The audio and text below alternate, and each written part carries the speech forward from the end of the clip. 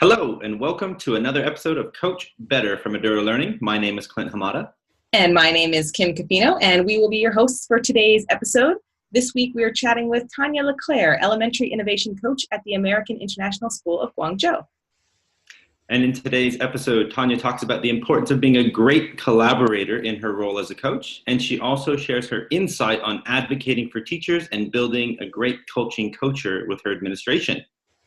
If you enjoy any part of this video, please give it a thumbs up. It really does help us to know what you want to hear more about. Subscribe to the channel to see all of our coaching videos and click on the notification bell so you can know as soon as each video is posted. And please make sure to watch all the way to the end. We have two great opportunities for your professional learning that we think you'll love. Let's get started. Tanya, can you introduce yourself? Tell us a little bit about where you work, how long you've been a coach, basically your professional experience.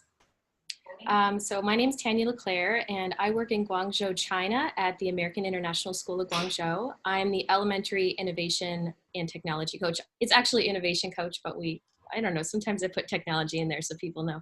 And I work with teachers in the elementary school on all things technology and innovation, essentially. Yeah, I work with them all day.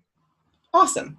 And tell us a little bit about, in that role as an innovation and technology coach, how do you build rapport in your teaching community? How do you make connections with teachers? Like, what are the routines that you do on a regular basis?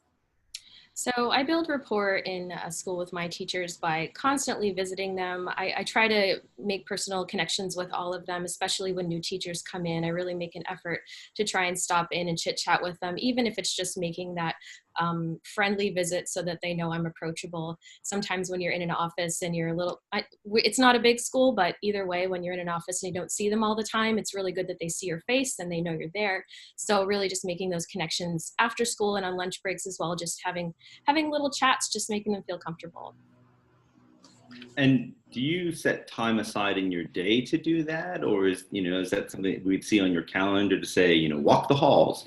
Or is that just something that you kind of pop in and out of, or whenever you have a moment? How do you ensure that you do that consistently? Because I also try and do that, but I also find that sometimes I get so stuck into what I'm doing that you're like, oh, I could have taken 20 minutes. I knew that grade 3 was doing this down the hall. I should have went and seen that. But because I didn't put it on my calendar, I didn't do it. So how do you do that in a consistent manner? It's true. It is really hard to find that, time to make sure you're getting to everyone. I will say that since I'm the only coach of any kind on my campus, I don't actively write it into my calendar, but when I do have time, I try to make sure we've got 3 floors, and I'm trying to make sure that I'm walking those at least once or twice a week to try and get into all the classrooms, and then taking those other small break times, the morning coffee cart, the lunch time, to try and meet with people as well. But I should, write it into my schedule. I guess that's something I can work on. I think it's interesting how, as a coach, your morning break or your lunchtime is almost the more important work time. Everyone else is relaxing, but you're making sure you're talking to lots of different people, and you're making sure you're visible, and you're making sure you're making those connections. And I always used to think about that, during coffee break, make sure I go to the lounge, even though I have work I need to do, and I really wish I could just do it. I got to get myself to the lounge because that's where everybody is, and that's where I'm making those connections.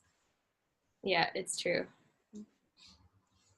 I never really thought that my break time is other people's work times, and their work times are my break times. You know what I mean? Yeah. And it's super true. Lunch isn't just lunch for me. It should be a networking time. Yeah, it's true. One of the things that I would like to work on is diversifying the people that I'm eating with. I sometimes tend to stick to the same people because I really like eating lunch with them and they're my friends, but I want to make sure I get around to other people. So finding that time to do that is something I really need to actively think about a little bit more. Yeah, I think it's hard too, because in your mind, that break time is you're trying to get the mental rest, even though, as Clint is pointing out, that it is that network time. Mm-hmm. So you fall into those habits of oh, this is my comfortable lunch space, or this is the chair I like to sit in the faculty lounge or whatever. And then you don't realize, unless you kind of check yourself, that, oh, I'm really only ever talking to the same however many people. I remember at my last school, I tried, didn't always do very well with it, but I tried to keep a list a little bit of who I talked to in social occasions so that I would make sure that I'm talking to everybody on a social kind of vibe rather than just professional vibe. Yeah, it's true. At those staff parties and at those little, mixers and things, that's really time when I know people aren't necessarily wanting to talk about school, but even just making a relationship, making it so that they know they can come to you for things and that you're their friend as well is a really nice way to open that door. So I think this is a really nice lead in to the next question, which is how do you build a culture of coaching in your school? And that's kind of like two sides of the same coin. We're talking about here, like the personal relationships to kind of build that buy-in on staff, but then also being an advocate within like the structure of the school for your role. So take that in whichever way you would like to take it. Mm-hmm. Well, I guess this is something that evolves every year. I build a culture of coaching by at first really at the beginning of the year being present at everything and really making a lot of opportunities for people to learn. I think that having people don't always know what they don't know, and so I run a lot of PDs. I make sure that I'm really available and explaining my position at the full staff meetings so that I have a chance to say, this is why I'm here, and really communicating that why, and separating myself from the IT department is really important so that they know what a coach is as opposed to an IT person. So I guess it all goes from there. And then I'm in all of the meetings for planning units because we're a PYP school. We have unit kickoffs, there's PYP meetings. And so I'm constantly in those. And then I also send communication every week where I kind of reiterate my position and share resources and things. And how does your administration help support you in that? I think part of being a culture of coaching is, you can advocate for your role, but it's also important that you have others advocate for you. So how do other people at your, maybe it's your administration, maybe it's your other teachers that you're working with. How do they help build advocacy for you and for your role? Well, they give me time when I ask for time in full staff meetings, which is nice. I think that they really give me a long leash as far as the freedom that I can do what I want. I can, book whatever meeting times I like and work it into the schedule. They really support what I'm doing by adding things that I'm sharing into their communications with everyone as well. And, in the meetings, for example, with our director of curriculum, we're constantly bouncing off one another and meeting together so that I can best support classrooms. Yeah, I mean, it's hard, I guess. It depends on the coach that's at the school. With me, they know that I really, really care about my job and really want to do well. And so they just kind of let me do what I want, which is nice because they know, through meetings and through knowing me that I just have the best intentions for everyone. So yeah, that's, I guess, the best answer to that question. You hit on two things that I think are really interesting that have come up repeatedly in various conversations. One is you talked about being at planning meetings. And I think that is something that is like that kind of structural, moving the whole school via teams forward, as opposed to doing individual work, which is just as important. But I think that being in planning meetings is that kind of like big vision, like this is where we're going, we're trying to get people to this next step. And then you talked about having regular meetings with your administrators. And I know that in some schools I've had every week I meet with my like next level up manager. And in other schools, like never saw them just for whatever the situation was. So I'd be interested to hear your opinions on like how that works at your school and like your experience with meeting with your administrator and how that impacts the advocacy that you can do for your role and the value the school sees in your role. I think the fact that they give me time in meetings with them shows the value of my role. So it makes me feel valued. And then in turn, it just really affects the rest of my job. And then being in all of the unit meetings and in any of the planning meetings that the teachers want to have me at, having that, I guess, acceptance of my position as an important part of the collaborative environment is really important. So yeah, I mean, they're also wonderful that they just make me feel welcomed in any setting. And my boss, also the director of technology, is awesome, and we're constantly together and meeting together. So it's just a really wonderful environment to have people that care about the job and care about what you do. Speaking of people caring about what you do you ever find yourself in a position where sometimes maybe you feel like you're the only one who is really pushing or advocating, maybe at a grade level or for a unit or things like that, where you're like, this is super important, this would be amazing, and other people are like, meh. And in those instances, like, what do you do? How do you handle situations where you feel like you're kind of maybe sometimes shouting into the void, or you're ready for something that other people aren't ready for? How do you help them get ready for that? How do you help them see the importance, or maybe bring them around to a different viewpoint or a different way of thinking about a unit or an assessment, or maybe even just a particular device? Well, you're always kind of a salesperson in this position as a coach. So I find if you really know your stuff, it's important.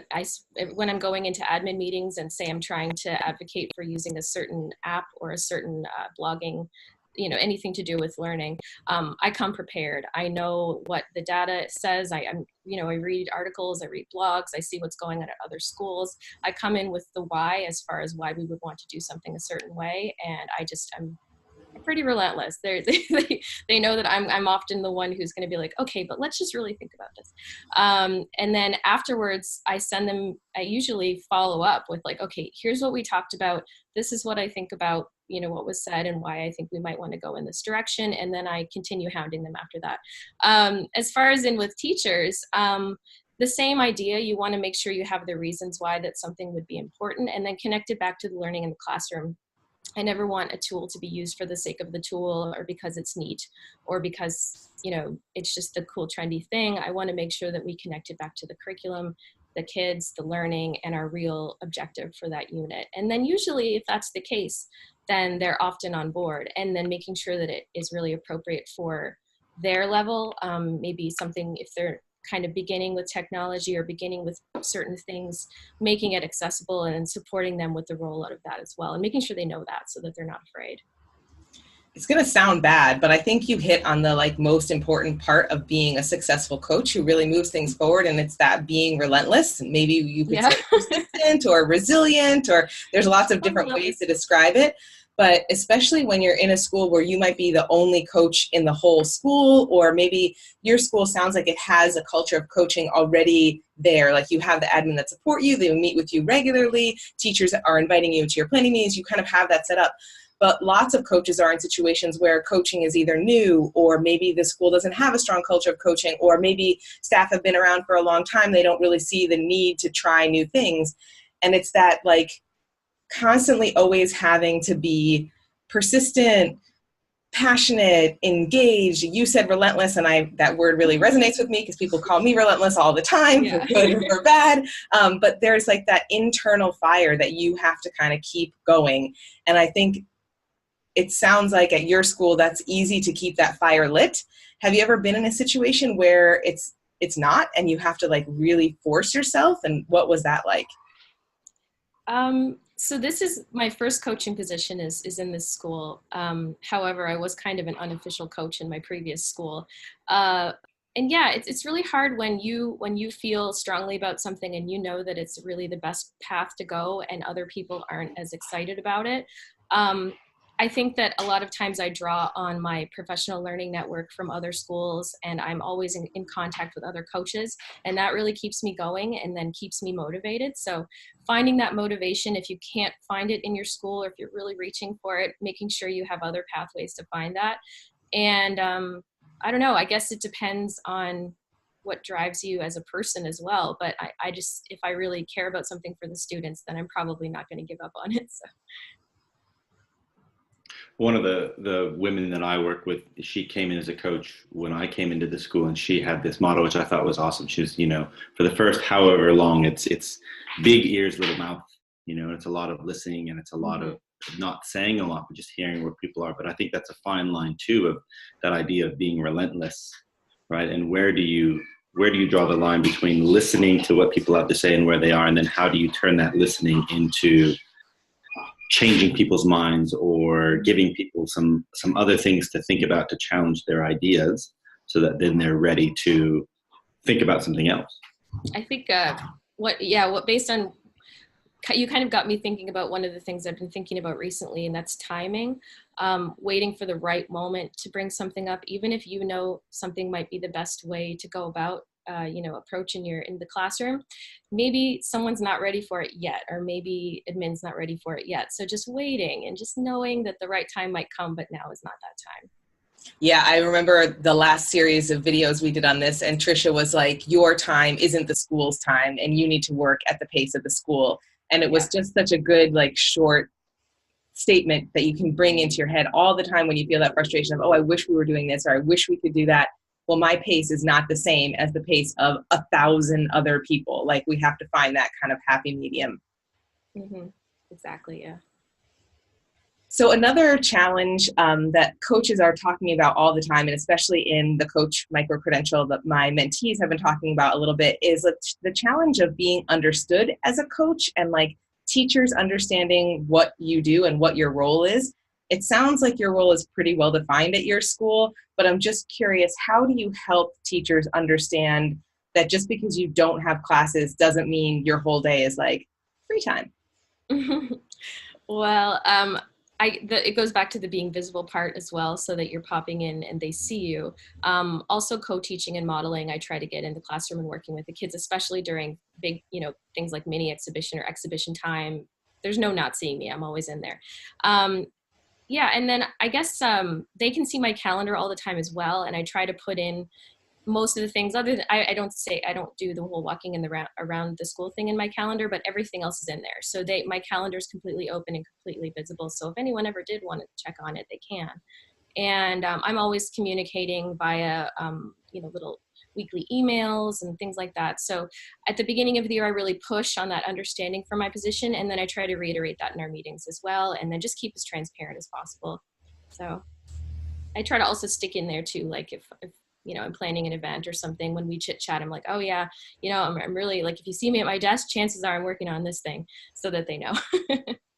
I think that's really good. Even those small little side comments make a big impact. Another teacher at another time was telling me something like, I think the teacher said to the coach, like, I'm really sorry, I can't do this right now because I have my kids right here. And the coach said something back like, well, I've been bouncing from classroom to classroom all day, or something like that. And that the teacher, when she was telling me this story, her face was like, like those little things, you can have a really positive impact on people's perceptions of what your job is, and very quickly also take that to a negative place. And it's hard to remember that all the time, that teachers don't understand what your job is. And yes, it is very hard to manage so many different people, so many different students, so many different skill levels. But at the same time, we have to be so conscious and respectful of the hard work that classroom teaching is. I never want to make my position sound like it's harder or more difficult than theirs ever. Because I've been in situations before where people are like, oh yeah, I'm just so busy. I'm like, okay, well, everyone's busy. Like, we're all busy here, and just let's respect each other's positions and know that we're all in a hard place sometimes. So yeah, I'm very cognizant of that. I never want to make people feel that way. It's such a delicate balance, right? Because at the same time, you also don't want, what we were saying before, you don't want people to think like, oh, well, she doesn't work hard or he doesn't work hard. It's, what we do is completely different. And I know when you start explaining what you do as a coach and how you spend your time, it's like, oh yeah, I was in this meeting and then I did that meeting. And then I was like, oh, I would never want to do that. Right. So what is a challenge for a coach and what is a challenge for a teacher is different. Mm-hmm. But they're each their own sets of challenges. And I think it's like you said before, respecting that and having just a good idea of what people do. And then making that decision that, I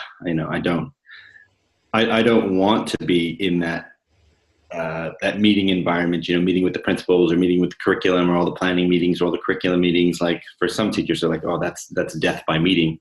Me personally, I like it because I like feeling like I'm having that big impact. It's a high leverage meeting, a high leverage hour where you're like, oh, we're planning something for 100 kids. And we've done that in an hour. That's really powerful. And other people, that's not for them. So it's just iterating the different challenges. Exactly. Yeah. So you touched a little bit earlier about, coming in and helping to co-plan and co-teach. What are the different hats that you can identify as a coach? Some of the more common ones are like the consultant, coming in with that expert advice, as the co-teacher and coming in and planning or actually delivering the lessons. And then that idea of maybe that kind of personal coach for the teacher or for the administrator. How do you would you say you divide up your time amongst those different roles? And are there any other roles that you think you serve as a coach in your school environment?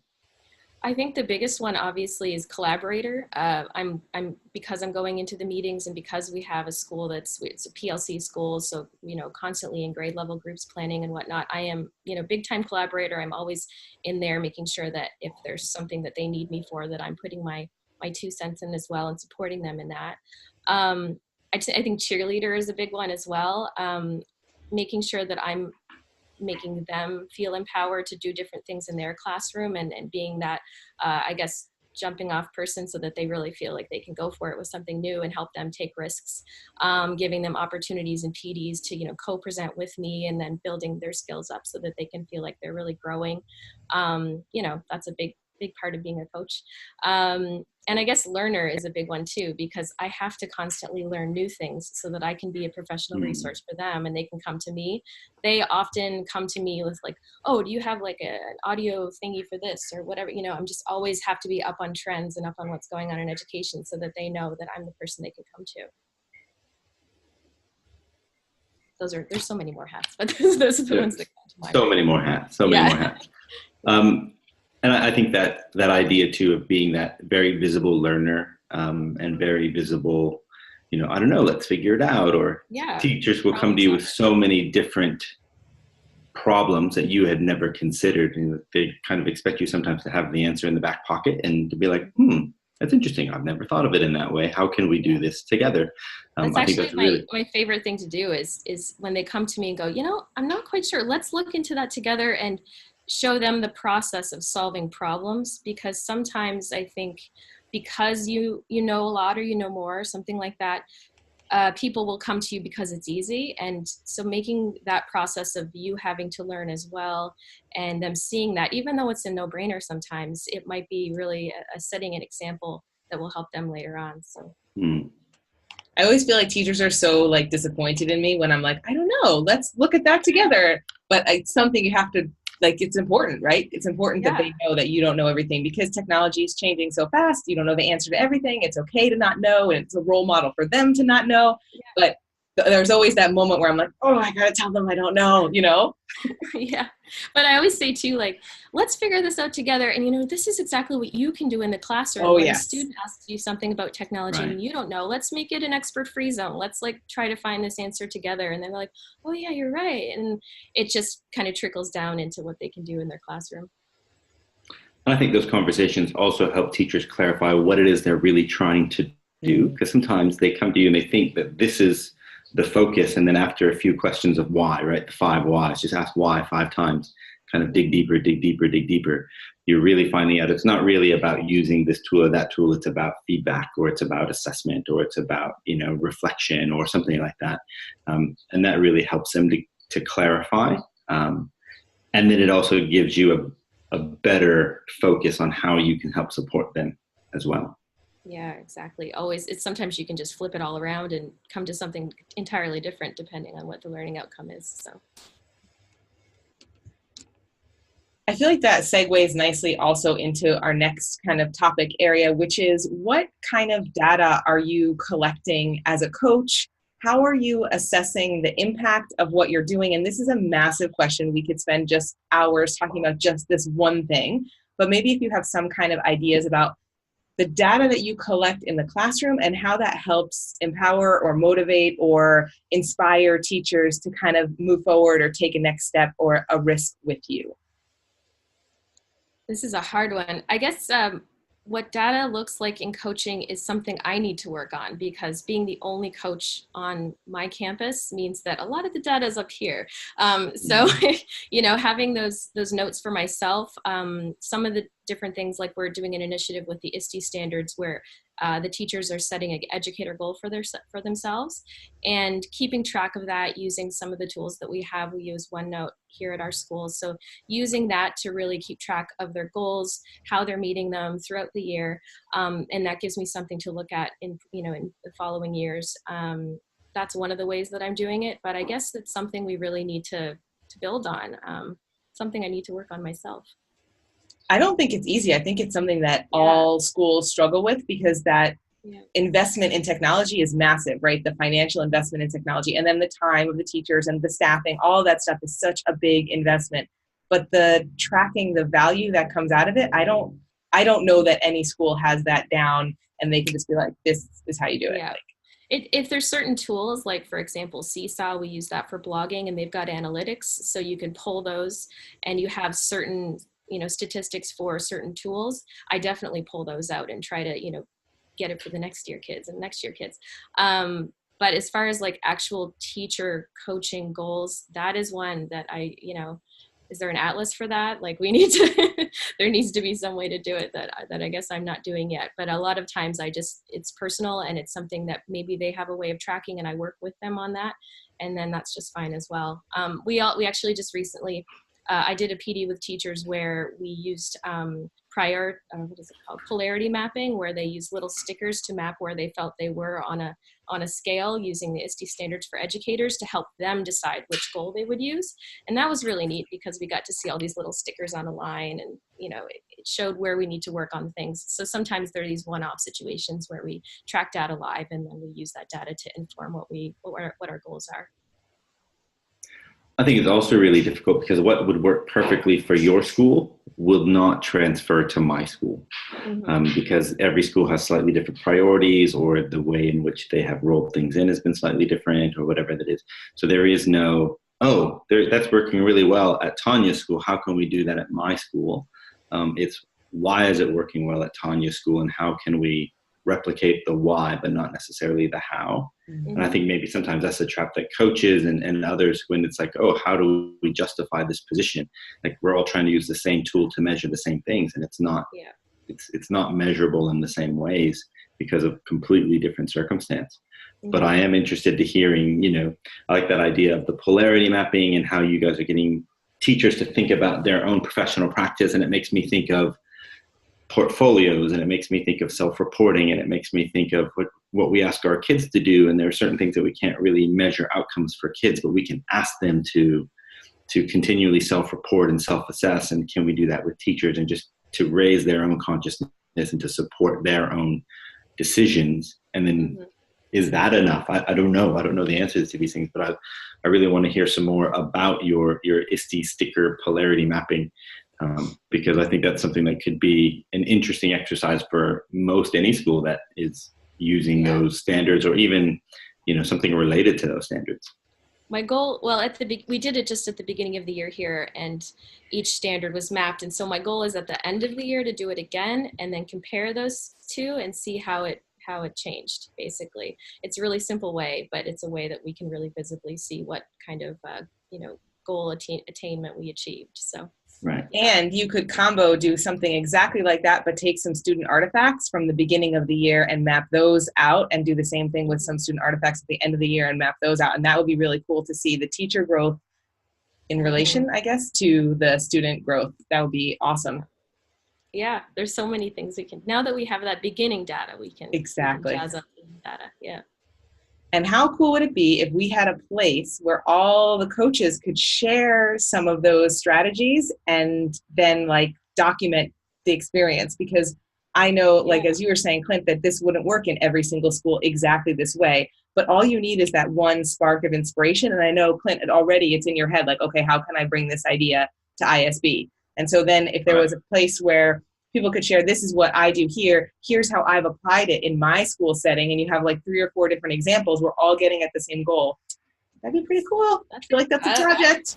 I would like I'm going to start a meme. Oh, God. All right. I'm going to move on to the next question on that terrible joke. What are the ways that you make yourself invaluable as a coach? What are things that teachers love that you do?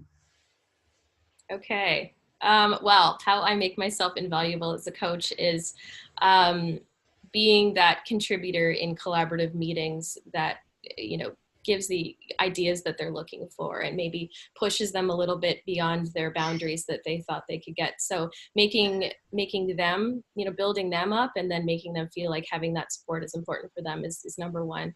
I also really work my butt off to make their agendas happen. So if they're looking for a really cool tool that they need to support some learning outcome in their class, and we don't have it yet, and we need to get money for it, I am constantly asking for money for things. So, trying to push what they really want to have happen, and using those meetings that I attend with admin to help them get things that they really have dreams for. I also give chocolate, like I keep snacks behind my desk, so I make sure that they can have a little snack if they need it. And I also communicate resources and tools and innovative ways to use them in my communications every week. So I try to make that really interesting and fun so that they keep reading and they keep using that. So yeah, those are some of the ways. When we were talking about the many hats, sorry, I just want to say one thing. When we were talking about the many hats of coaching earlier, and you were talking about the learner and all those different ways that you have one of the hats, whatever.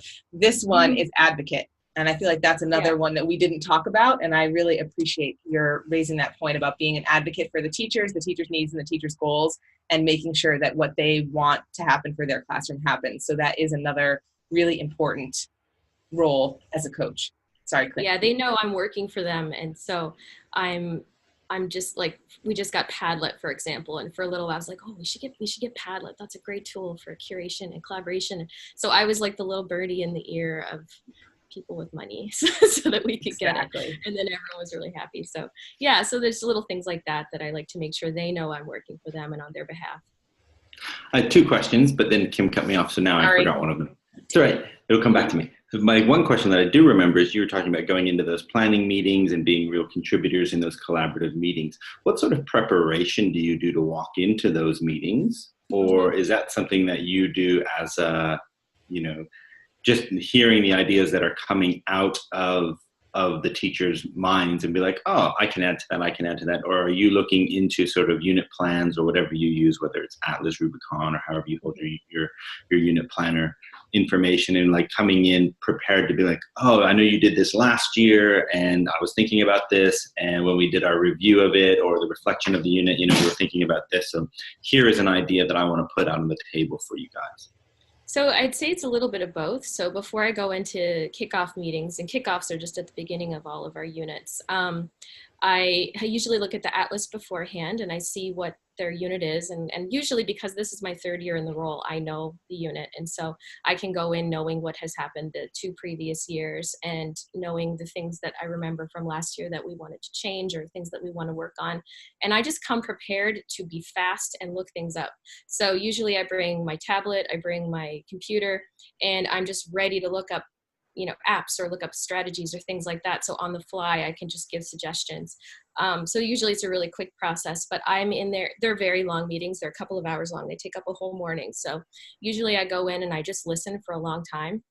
And I really think about what it is they're wanting to do. And I make notes and I start finding things while they're talking. And then when it's my turn, I kind of paraphrase what it is I think they are looking to do, and I chat with them about it and listen to more about their goals, and then I'm ready to give suggestions.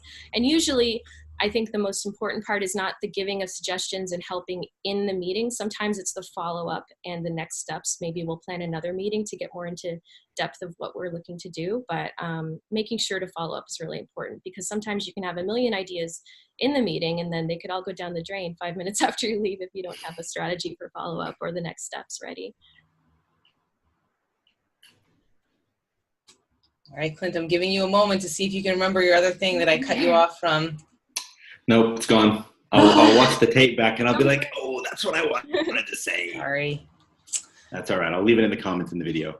All right. Okay, so here's a challenging question. I think we've kind of talked about this a little bit already, but would love to hear any other thoughts that you have on it. Where do coaches fail and what can we do about it? Okay, so coaches fail. Gosh, coaching's full of failure sometimes, but I think only helping the keeners is one of the things that is a problem. And it's hard because there's people that are really looking for your help and coming to you all the time and wanting to work with you. And then there's people who are very easily, they could easily close their door and you could not see them all year if you didn't seek it out.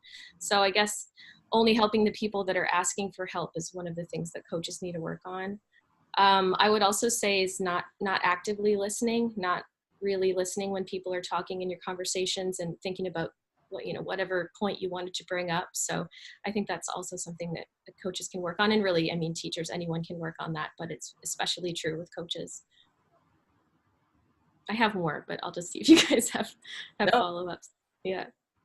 I think those are really good points. I think you're right. It's so easy to get trapped into the working with the willing and working with the ones who want to change. But I think it's equally easy to get yourself trapped in beating your head against a wall with the maybe 10% who really, they're not going to change. And it's the amount of time you can invest in just one of those people after a whole school year and getting nowhere. You're thinking, why? Why did I do that? Like, how do you get more on the middle and less on either side, I think? I think, yeah, it's all about how much time you put into each and really gauging that so that it's beneficial for everyone. Also seeing where people are coming from and adjusting your approach based on that. So maybe someone's needs to start really at the very beginning, and some people are just way at the top. So you're always adjusting your approach, and I guess managing your time in ways so that it's really the best for the school. Another one that I was thinking about as well is not taking things too personally too. I mean, if you are helping someone who doesn't particularly want the help, making sure that I don't know, you don't feel so bad about it. It's not you, it's chances are it's their preconceived notions about technology or using innovative ideas in the classroom. So yeah, that's another one I've worked on over the years and developing a bit of a thick skin on. So yeah, it's really difficult. It has been really difficult, I think, at times when you're like, I have this amazing idea, and you share it with somebody and they're like, no, I'm not really feeling it. Yeah. And it's really hard to take your own ego out of that. It's not about you and it's not about your great idea. It's about that person's classroom, and it's about what's right for that person and what's right for that person's students and how you can help move them along. And yeah, that thick skin, I think, is a super important trait to develop if you don't have it already. And I think also that what goes along with that is sometimes things don't work, and how do you repackage those things that don't work? I think teachers can be notorious of, it didn't work that one time, so I'm never going to try it again. And how do you help those teachers develop that kind of iterative mindset that, maybe the first time was a prototype and, we did it for the right reasons, because like you said earlier, we started with the why and what are we trying to accomplish and what's the purpose, not I want to flash a new tool. And maybe we didn't do it in the right way because we didn't anticipate, those 500 different things that the kids were going to do differently. But now that we know that, how can we make it better? Not let's throw it out and start over. And it does take a little bit of thick skin to do that as well. One of my favorite quotes is the word fail just means first attempt in learning. So I always like to tell teachers that one so that they know that if the first time doesn't work, then that's okay. That's our learning time. And then we try it again. Yeah. Yeah. And I tell them it's only a failure if you stop. Yeah. Because otherwise it's just the first attempt, right? It's just an iteration. As soon as you say, I'm not doing that again, now that whole process has been a failure because you haven't really gotten anything out of that. But if you make it better the next time, that was just a rough draft. That was just a stepping stone on your way there. Good point. That's a big school culture thing too, because some schools have that culture of it's okay to try something and not be perfect the first time around. We're going to learn from it. And other schools have that intense pressure of like, it always has to be right. So that's when we talked before about how all of these data collection techniques will be different for each school. I think this kind of thing really, every school wants fail to be a first attempt in learning, but I don't know that every school actually actions that through everything they do. And then when people come in from other schools, their first year, they have all this baggage from the previous school culture, and it's really work to get them to understand that risk-taking is a part of the culture. And so really, really lucky in that our admin is super supportive of risk-taking in the classroom. So I try to make sure they know that when I'm working with them as well.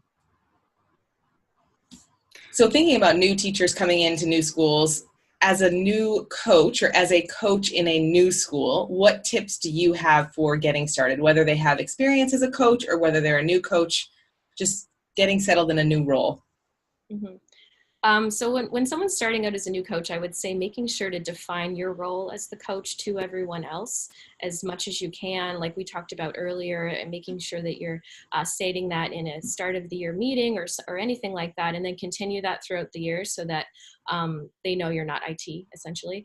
I would also say finding out how your school communicates and working with that. So for example, at the beginning of my role, I wanted to have a blog, I wanted to put all of my communications in a blog. And then I realized that no one's going to ever read that. And so I changed my approach. And now when I send things, we use a combination of things now, but I would say email is our primary form of communication. And I know people are going to see that. And then I can link to other external things like a coach's blog and whatnot. But just finding out how people consume information so that when you have things to send them that's not in person, that you're making sure to work within that. And then just be visible, run PDs, try to do as much as you can so that you're in their face a little bit with how you can help them, and going to meetings. I remember what my other question was going to be now, and you've already answered is what is your preferred communication method to get your message out to your teachers? And I think you brought up a good point that it really depends on the culture of the school and what they're using, and how can you model the tools that are being used at the school to get your message out, or to help teachers start using the platforms, or to think about different ways of using that. So thank you for helping me remember my other question. And if you have, I feel like sometimes if you might have another way that might be better, trying to use the way they're already using to flip it over to that other way. For example, I like using, I have a coach's blog now, or not a blog so much as just a spot where people can find everything. And so I try to link to that from all my email so they get that habit of knowing where that information is. And if we're using a collaborative Padlet now, I make sure to link to that from the stuff they're used to using so that they see those pathways and then they're like, oh, I didn't know this was here. And so, finding ways to make those connections. It's I think that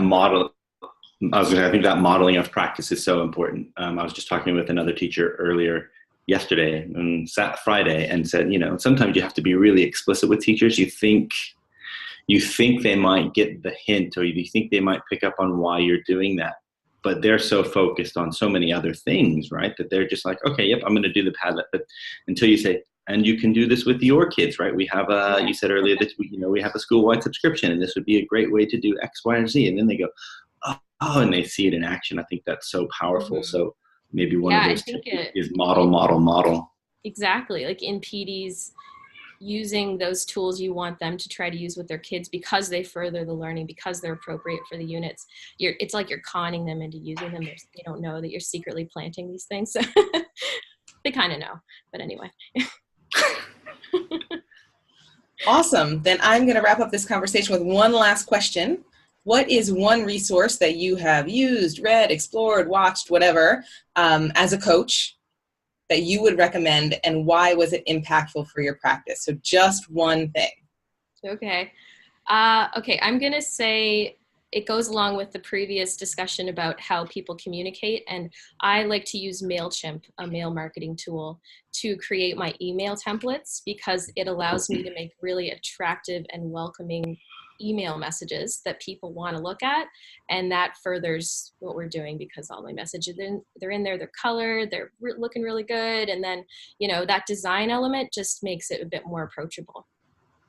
Okay, now I'm going to flip the question around to what I really intended, even though that was awesome, but okay. I want to ask the actual question, which is what I intended. What is something you actually learned from, like an opportunity that you realize you learned so much from reading this book, watching this video, listening to this podcast, taking this course, whatever, and that's something that is like a real great learning experience that you had as a coach, one thing that you would recommend for others? Sorry, the question is not clear. Okay.